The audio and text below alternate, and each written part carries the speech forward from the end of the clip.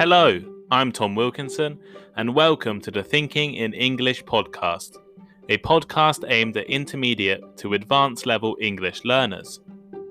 In this episode, I am going to introduce 8 idioms that are commonly used in business situations. One of the major problems language learners face when working in a native English environment is recognizing and comprehending idioms. Even if you are not interested in business, these idioms are used in many different situations and contexts. Whether you are studying, working, living, or just enjoying English, these idioms will be perfect for you.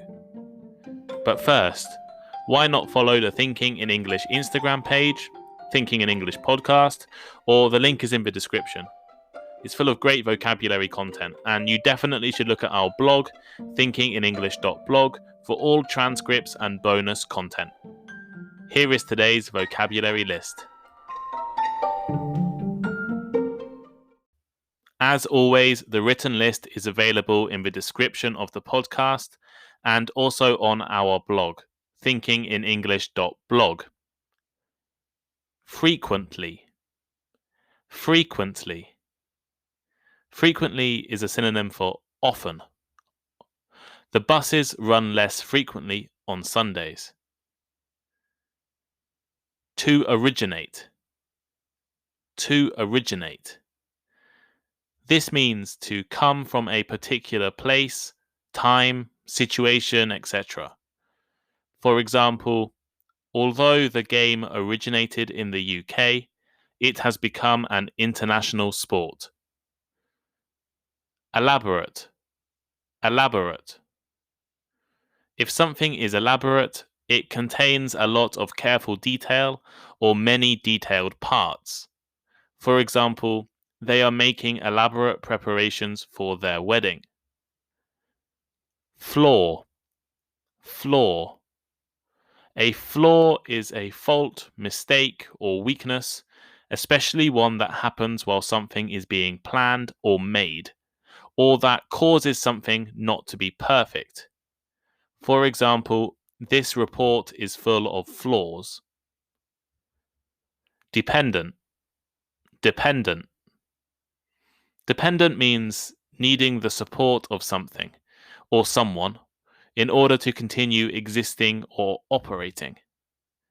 For example, it's very easy to become dependent on sleeping pills. To concentrate. To concentrate. To direct your attention or your efforts towards a particular activity, subject, or problem. For example, many wine producers have concentrated their efforts on producing higher quality wine. And finally, bureaucracy. Bureaucracy. This is a system for controlling or managing a country, company, or organization that is operated by a large number of officials employed to follow rules carefully. For example, I had to deal with the university's bureaucracy when I was applying for financial aid.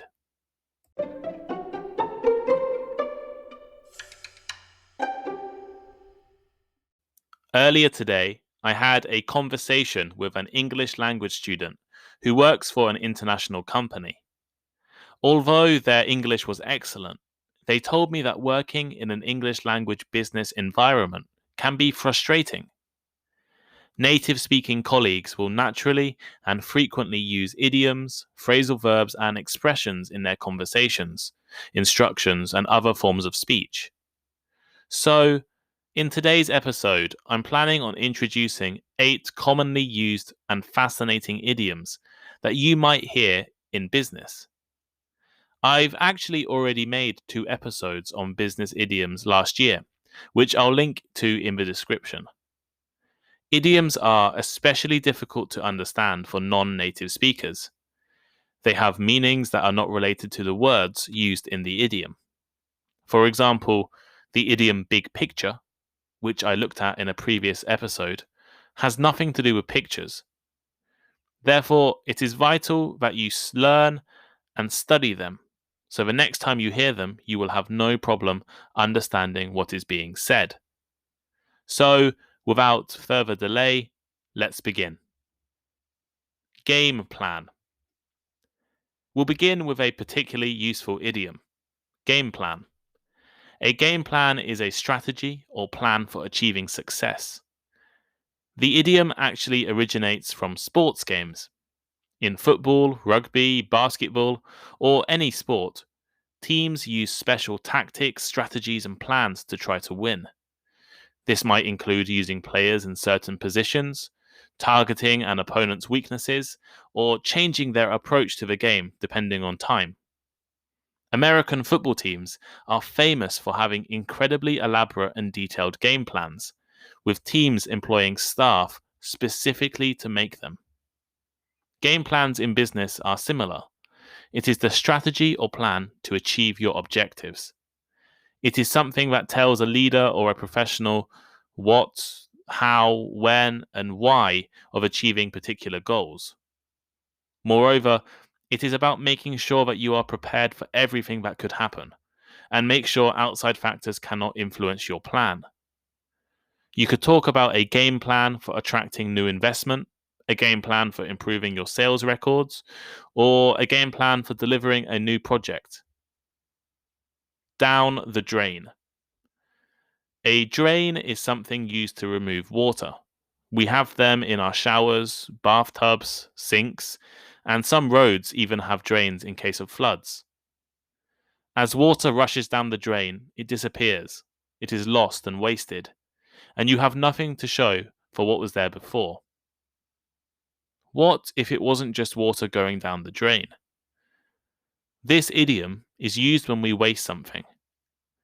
Just like water disappears down the drain and is carried off never to be seen again, so too can our money, time, and effort. If you travel to Las Vegas and lose thousands of dollars at the casinos, all of your money has gone down the drain. You wasted a lot of your money and have nothing to show for it. If you spend months preparing and planning for a new project, but at the last minute it was cancelled, all of your time and efforts went down the drain. In the driver's seat. This next idiom is a little easier to understand. If you are in the driver's seat, you are in charge or in control.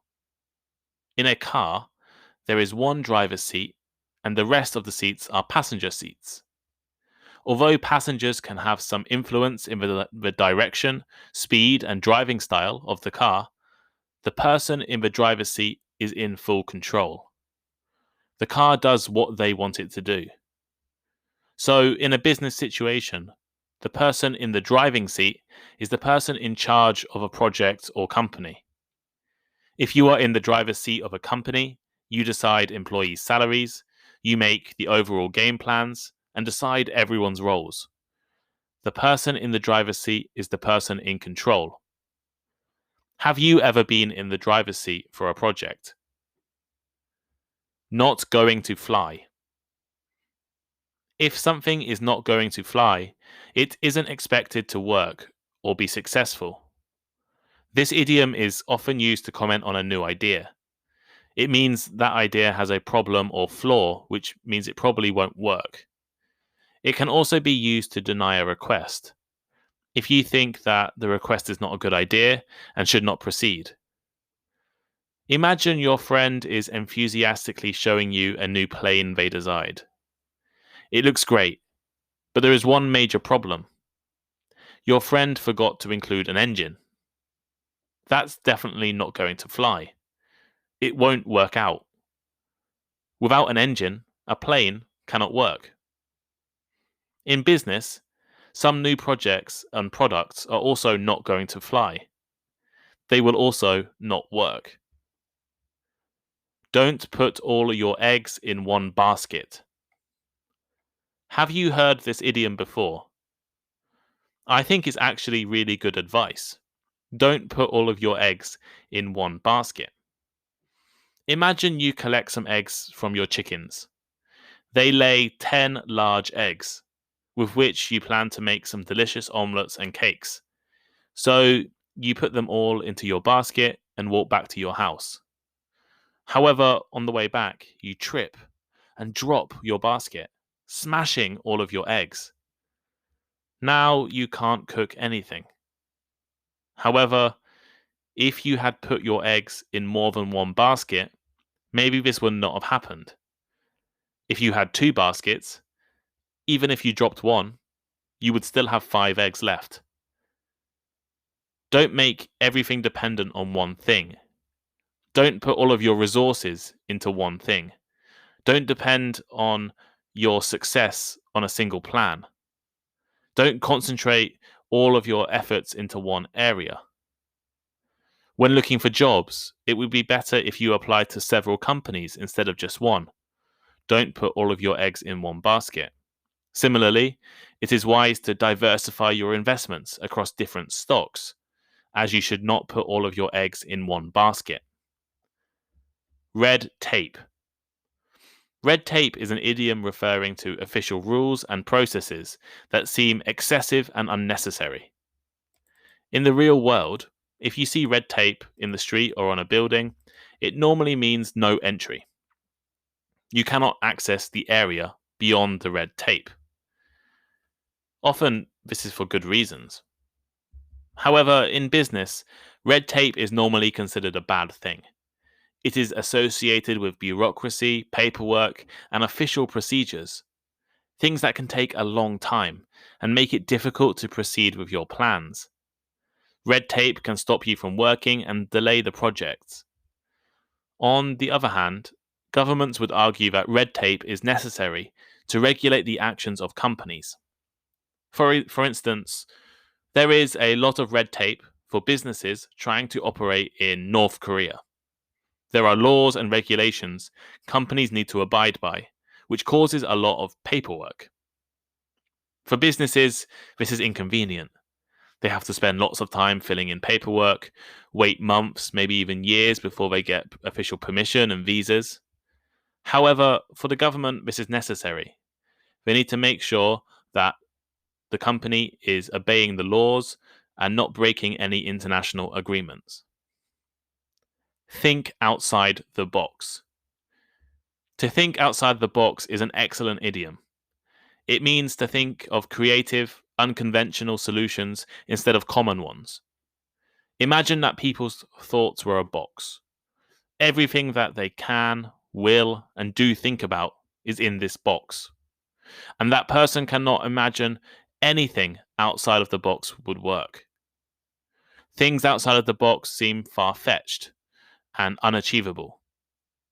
However, sometimes thinking outside of the box can provide the best solutions. There are problems that normal thinking cannot solve. I watched a YouTube video recently where a man's dream job was to work for the UK's biggest radio station. Every time he sent an application the normal way, he received no response. He never received a response. So he thought outside of the box. He printed his resume or CV onto a massive piece of paper and then stuck that piece of paper onto the roof of his car. Then he parked the car underneath the radio station boss's window, so when she looked out, she would see his resume. He also included a QR code linked to a video in which he demonstrated his skills. He definitely thought outside the box. He found the job that he wanted but could not get because the application process is so difficult. Thinking the normal ways, writing a cover letter or a CV and sending it by mail or email, didn't work. So he thought outside of the box. He made himself stand out. Companies like Google and Facebook or Amazon are often looking for employees who can think outside of the box. Word of mouth. Word of mouth is the passing of information from person to person using oral communication, which could be as simple as telling someone the time of day.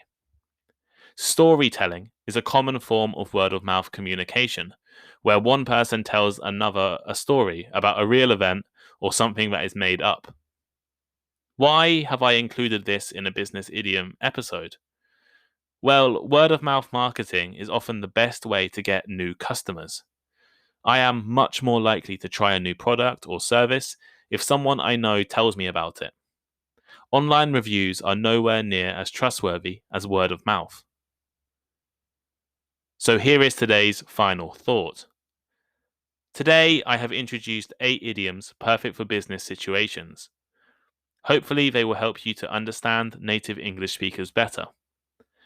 Which idioms did you already know? Are any of the idioms new to you? Which is your favorite idiom?